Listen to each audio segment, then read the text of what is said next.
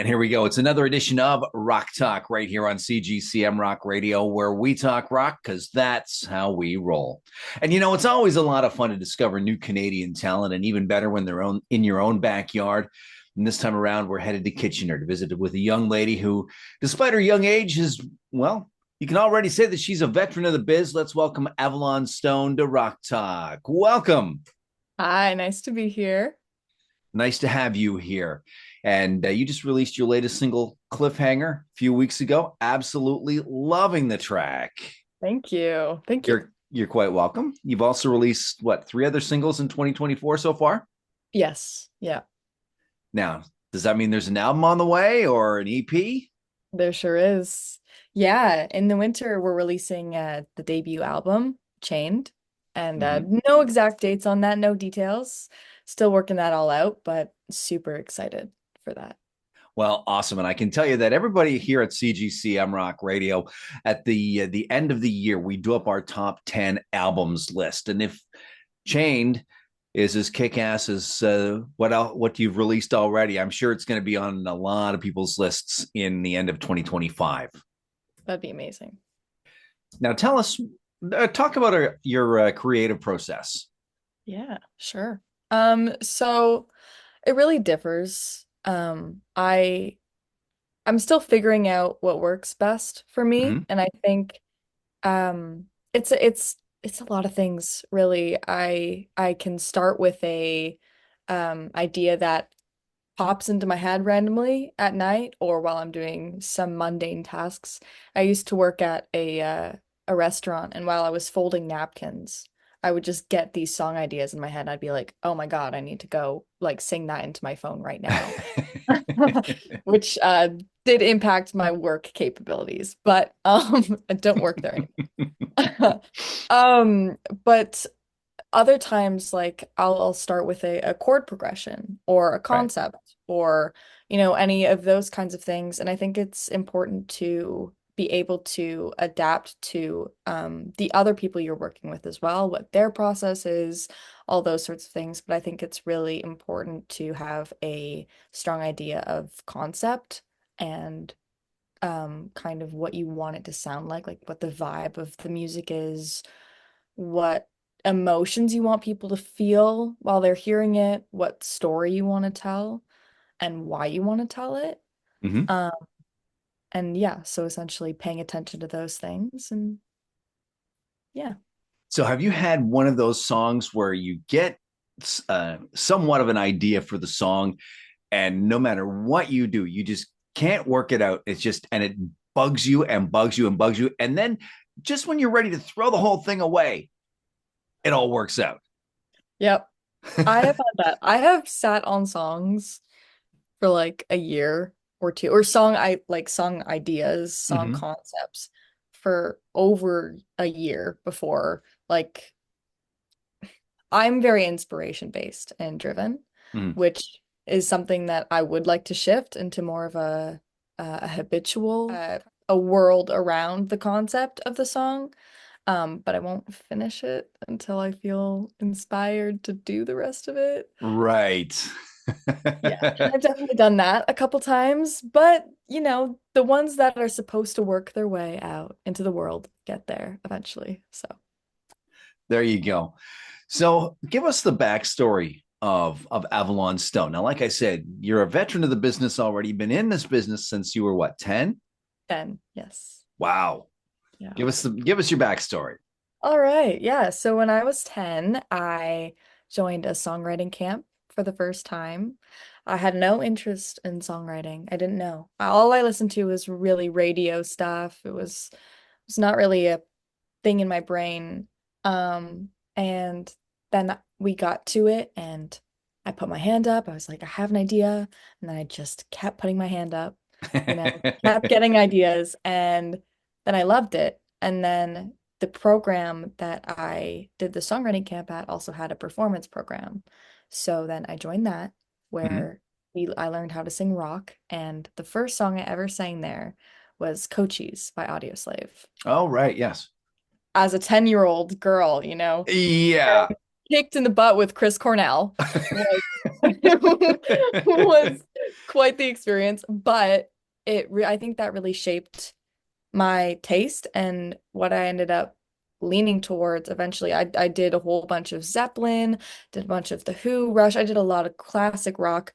I did a blues camp for a while. There's a great blues scene here in Kitchener. There So, is. yes. So I definitely was part of that for a while. Went down to Memphis to perform in the like the international blues competition down there when I was like 13 and but what I really wanted to do, where my heart was that rock music. I found myself like every time we had new suggestions for songs in my old band, I'd be like, what if we did it heavier? And they, that's not really what we do. And I'm like, oh, dang, you know? Yeah. Um, that band was amazing to be a part of. And I really think that exploring all of those different genres and styles helped me shape my views and help me be confident in what I want to do because I've done so many different things already. And it helped me become confident performing on stage. And it also taught me, especially blues, like the root of music and what it's supposed to feel like and what it's supposed to sound like, and all of those kinds of things. And so then a couple years ago, when my band and I split up, I was like, well, what do I do now? And so I took some time to figure out what I wanted to do with myself. I always knew it was going to be music, but Hmm. specifically, I was like, what am I doing? Like, what's the genre? Where am I going right now? Like, it felt very aimless. But then I started piecing everything together, started writing songs, started seeing connections, and I realized that what I really want to do is like that 90s inspired hard rock, with a lot of modern influences as well. So, um, yeah, here we are. At the end of the day, you just have to be true to yourself, right? Exactly. You've got to follow your heart and follow your musical influences. You named some really great classic rock acts there, but who would you say is your inspiration? Like, what band or what group do you draw inspiration from the most? Oh, I really like Alice in Chains right now. Mm-hmm. Really digging that. A lot of modern bands as well, like Bad Omens, big fan. Um, Bad Flower, have you heard of them? No, I haven't. They're from LA. They're really Okay. good. Yeah, really good modern rock band. A bunch of bands like that, and then also like Nickelback, Pretty Reckless, um, Nirvana, Foo Fighters. Mm. Lots of different things. The Warning too, right Oh, now. yes. Yes. I'm loving their new album. Hmm. Absolutely. Absolutely. Now, if you like Alice in Chains, you should check out this Australian band. Their name is Cicada Stone. They are very Alice in Chains inspired. Okay. Yes, Same very, last very, name too. very, very good band. Yes. But do you have a bucket list gig that you just absolutely have to play? Oh God. See, every time I get this question, I'm like, the most of the people that I'd want to share the bill with are no longer with us. Okay. You know? So my answers are very different all the time too. My musical tastes evolve and change and loop back to their old ways as well. Um, God, I don't know.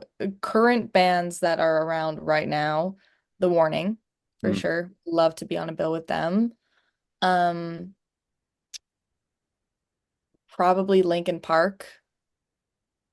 Yeah, probably Linkin Park. Um, like Evanescence, you know. That'd be a great gig. Yeah, be All really, those really, bands you mentioned and Avalon Stone too. yeah. That'd be amazing. But tell us though, do you have that one song you hear it and you go, "Damn, I wish I wrote that song." I have a few of those. I have a few of those. Yes, I have a few of those. Actually, a lot of the times too, they're from uh bands that are around my level, Hmm. and I listen to it, I'm like, I should have written that first. I should have written that first. Um, there's this one girl out of Toronto. Her name's Villavant. Yes. Um, yes, Drown. by Oh, her. okay. Yeah. I love that song. I was like, I wish I wrote that. There's a band out of New Brunswick called the Motor League, Yeah. and Okay. they have this song called Wounded Animal. And I really wish I wrote that chorus melody. I listened to it and I'm like, ooh, I should have done that. I should have, you know? Those are the top two that are coming up for me, just like things that I really wish that I had done first. But yeah. Very cool. Now, would you say that the rock scene in Ontario or in Canada is is alive and well? Is rock back? Oh yeah. Yeah. We got a lot of really good acts out of here going right now. I mean, there's CG Wild, there's Broken Love, there's Ready the Prince, there's Villavant, there's, so many different people coming out of here right now doing really cool stuff. I think Cleopatra is also Canadian. Hmm. Um, love them. So yeah, there's a lot of really good stuff going on right now, and I'm happy to be part of it. So enough talking about music. I notice you're a fan of tattoos as am I. Well, I can't get that. That's one of them. Nice, nice, nice. Yeah, I have quite a few. This is just one of them. Um, I have I have one on my ear too. Little flames Oh here. wow, that's cool. Yeah, and then I got a bunch on my legs and my back and my other arm and stuff like that, but I'm all covered up right now. So what would you say is your favorite one that you've got? Ooh, probably this one, this hand tattoo here. Oh, that's cool.